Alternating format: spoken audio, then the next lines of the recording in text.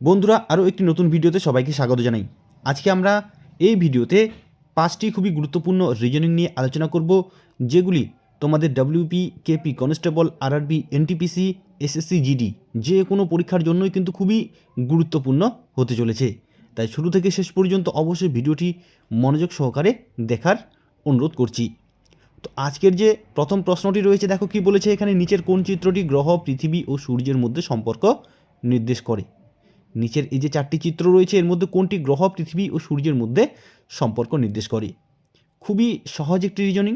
দেখো এখানে আমাদের 3টি বিষয় কি বলেছে, গ্রহ, পৃথিবী ও সূর্য। তো আমাদের দেখতে হবে কার সাথে কার সম্পর্ক রয়েছে। এখানে তোমরা যদি লক্ষ্য করো, দেখো গ্রহ এবং পৃথিবী। পৃথিবী কি? পৃথিবী একটি গ্রহ, আমরা সবাই জানি। অর্থাৎ গ্রহ এবং পৃথিবীর মধ্যে কিন্তু সম্পর্ক রয়েছে। এবং সূর্য কি? সূর্য কিন্তু একটি নক্ষত্র। ঠিক আছে, তাহলে সূর্য কিন্তু এখানে টোটালি আলাদা। গ্রহ, এই গ্রহের মধ্যে পড়ে পৃথিবী, অর্থাৎ গ্রহ এবং পৃথিবীর সম্পর্ক রয়েছে, এদের সাথে কিন্তু সূর্যের কোনো সম্পর্ক নেই। অর্থাৎ এখানে আমরা যদি এই গ্রহের একটি চিত্র আঁকি, প্রথমে দেখো এটি হলো একটি গ্রহ। এবারে এই গ্রহের মধ্যেই কিন্তু পৃথিবী পড়ে। এই পৃথিবী কি? একটি গ্রহ। অর্থাৎ এই যে গ্রহের চিত্রটি আমরা অঙ্কন করলাম, এর মধ্যেই কিন্তু পৃথিবী থাকবে, কারণ পৃথিবী হলো একটি গ্রহ। কিন্তু এই যে সূর্য, এই সূর্য কিন্তু গ্রহ নয়, সূর্য একটি নক্ষত্র। তো এই সূর্য কিন্তু সম্পূর্ণভাবে আলাদা হবে। তাহলে আমাদের যে এই যে চিত্রটি এখানে অঙ্কন করলাম, এর সাথে কোনটির সম্পর্ক রয়েছে? দেখো এর সাথে আমাদের, দেখো অপশন সিতে যে চিত্রটি রয়েছে, তার সাথে কিন্তু আমাদের যে এই চিত্রটি অঙ্কন করলাম এখন, সেটির সাথে কিন্তু এটির মিল রয়েছে। তাহলে অপশন সি হবে কিন্তু এখানে সঠিক উত্তর।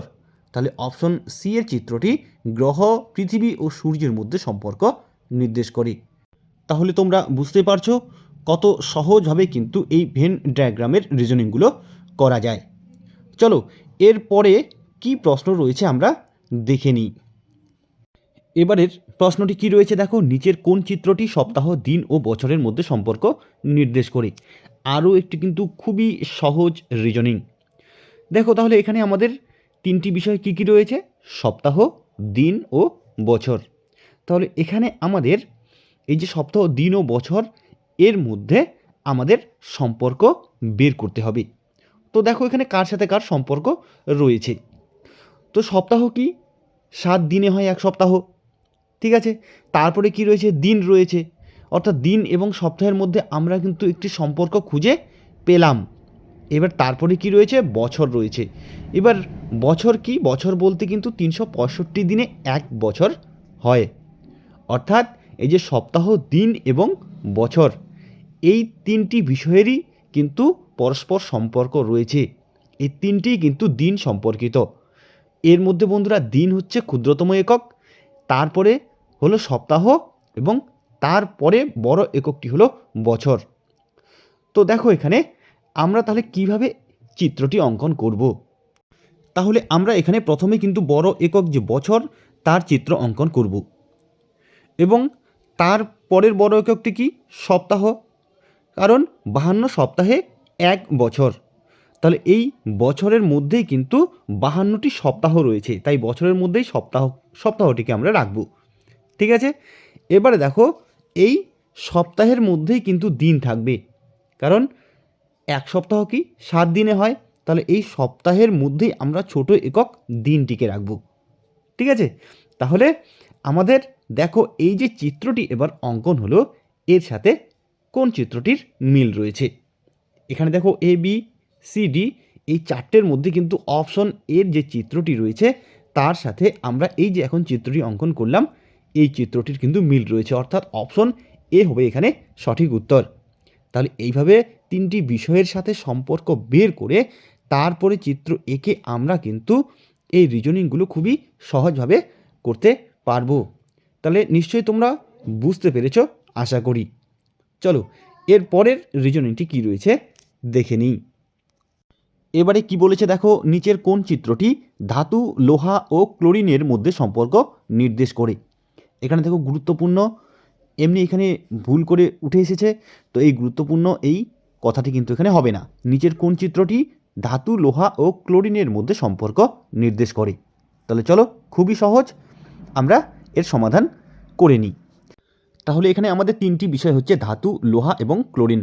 তো এই তিনটি বিষয়ে পরস্পরের সাথে সম্পর্কযুক্ত কি না, বা তিনটির সাথে কোনোটিরই কোনো সম্পর্ক নেই, বা দুটির মধ্যে কোনো সম্পর্ক আছে কি না। তো দেখো, আমরা যদি প্রথমে যে কি রয়েছে ধাতু এবং তারপরে রয়েছে লোহা, তো দেখো এই দুটির মধ্যে যদি পরস্পর সম্পর্ক খুঁজতে যাও তাহলে অবশ্যই কিন্তু তোমরা সম্পর্ক খুঁজে পাবে। দেখো এখানে ধাতু, লোহা, এই যে লোহা রয়েছে, এই লোহা কিন্তু একটি ধাতব পদার্থ, অর্থাৎ ধাতুর মধ্যেই কিন্তু এই লোহা পড়ে। তাহলে কি লোহা হচ্ছে ধাতু। এবং ক্লোরিন, এই যে ক্লোরিন রয়েছে এখানে, এই ক্লোরিন কিন্তু একটি অধাতু। ক্লোরিন এক প্রকার রাসায়নিক মৌল এবং এটি হলো অধাতু। তাহলে এই যে ধাতুর সাথে কিন্তু ক্লোরিনের কোনো সম্পর্ক নেই, ধাতুর সাথে লোহার সম্পর্ক রয়েছে, বা লোহার সাথে ধাতুর সম্পর্ক রয়েছে, কারণ লোহা এক প্রকার ধাতু। কিন্তু ধাতু বা লোহার সাথে ক্লোরিনের কিন্তু কোনো সম্পর্ক নেই, ক্লোরিন হচ্ছে অধাতু। তাহলে এখানে আমরা সম্পর্ক খুঁজে পেলাম ধাতু এবং লোহার। তাহলে চলো আমরা চিত্রটি এবারে অঙ্কন করি। দেখো তাহলে চিত্রটি কীভাবে অঙ্কন করব, প্রথমে আমরা এখানে ধাতুর একটি চিত্র অঙ্কন করব, এবং এই ধাতুর মধ্যেই পড়বে কি লোহা, কারণ লোহা এক প্রকার ধাতু। তাহলে প্রথমে আমরা ধাতুর চিত্র অঙ্কন করব এবং এই ধাতুর মধ্যেই কিন্তু লোহা পড়বে, ঠিক আছে। এবং ক্লোরিন, ক্লোরিন কিন্তু সম্পূর্ণ আলাদা, ক্লোরিন হলো একটি অধাতু। তাহলে ক্লোরিন আমরা আলাদা একটি চিত্র অঙ্কন করব। তাহলে এই চিত্রটির সাথে কার মিল রয়েছে? এই চিত্রটির সাথে কিন্তু দেখো অপশন ডির যে চিত্রটি তার মিল রয়েছে। তাহলে অপশন ডি হবে এখানে সঠিক উত্তর। তাহলে এখানে অপশন ডির যে চিত্রটি রয়েছে সেটি ধাতু, লোহা ও ক্লোরিনের মধ্যে সম্পর্ক নির্দেশ করছে। খুবই সহজ, তাই না? চলো পরেরটি দেখিনি কি রয়েছে। এবারে কি বলেছে দেখো, নিচের কোন চিত্রটি ঘর, দরজা ও জানালার মধ্যে সম্পর্ক নির্দেশ করে? এটি কিন্তু খুবই সহজ, তোমরা কিন্তু নিজেরাই এটি করতে পারবে। দেখো এখানে তিনটি বিষয় রয়েছে, ঘর, দরজা এবং জানালা। এবং এখানে দেখেই আমরা বুঝতে পারছি যে ঘর, দরজা ও জানালা এই তিনটির মধ্যেই কিন্তু সম্পর্ক বিদ্যমান। কারণ কি, একটি ঘরের মধ্যে দরজাও থাকে আবার জানালাও থাকে। তাহলে তিনটির মধ্যে এখানে সম্পর্ক রয়েছে। তো এখানে এবারে চিত্রটি আমরা কিভাবে অঙ্কন করব? তো দেখো প্রথমে আমরা এখানে ঘরের একটি চিত্র অঙ্কন করব। এই গোল যে চিত্রটি, এটিকে যদি আমরা ঘর ধরি, এই ঘরের মধ্যেই কিন্তু দরজা এবং জানালা থাকবে, কারণ দরজা এবং জানালা ঘরেরই অংশ। তাই ঘরের এই যে চিত্রটি অঙ্কন করলাম এর ভেতরেই থাকবে দরজা এবং জানালা, ঠিক আছে। তো এই ঘরের ভেতরে আমরা একটি দরজারও চিত্র অঙ্কন করলাম এবং একটি জানালারও চিত্র অঙ্কন করলাম। দুটি কিন্তু আলাদা আলাদা, এই দরজা এবং জানালা দুটি আমরা আলাদা আলাদা চিত্র অঙ্কন করব এই ঘরের ভেতরে। তাহলে এবারে এই যে চিত্রটি অঙ্কন হলো, এটির সাথে কোন চিত্রটির মিল রয়েছে? এখানে দেখো অপশন সিতে যে চিত্রটি রয়েছে তার সাথে কিন্তু মিল রয়েছে, অর্থাৎ অপশন সি হবে এখানে সঠিক উত্তর। এবারে কি বলেছে, নিচের কোন চিত্রটি গরু, কাক ও স্তন্যপায়ীর মধ্যে সম্পর্ক নির্দেশ করে? অর্থাৎ কোন চিত্রটি গরু, কাক এবং স্তন্যপায়ী প্রাণীর মধ্যে সম্পর্ক নির্দেশ করছে? তো এখানে তিনটে বিষয় রয়েছে, গরু, কাক এবং স্তন্যপায়ী প্রাণী। তো এখানে কার কার সাথে সম্পর্ক রয়েছে সেটি আমরা দেখব। তো দেখো এখানে স্তন্যপায়ী প্রাণী কাকে বলে? নিশ্চয়ই সবাই যেন স্তন্যপায়ী প্রাণী কাকে বলে? যে সমস্ত প্রাণীরা কি মায়ের দুধ খেয়ে বড় হয় তাদের বলা হয় স্তন্যপায়ী প্রাণী। তো এখানে দেখো আমাদের গরু এবং কাক দুটি এখানে প্রাণীর নাম রয়েছে। তো এর মধ্যে দেখো গরু হলো কিন্তু স্তন্যপায়ী প্রাণী, অর্থাৎ গরু এবং স্তন্যপায়ী এই দুটির মধ্যে সম্পর্ক রয়েছে। এবং কাক হলো পক্ষী শ্রেণীর অন্তর্গত। তাহলে এখানে গরু এবং স্তন্যপায়ী এই দুটির মধ্যে সম্পর্ক রয়েছে, এর সাথে কিন্তু কাকের কোনো সম্পর্ক নেই।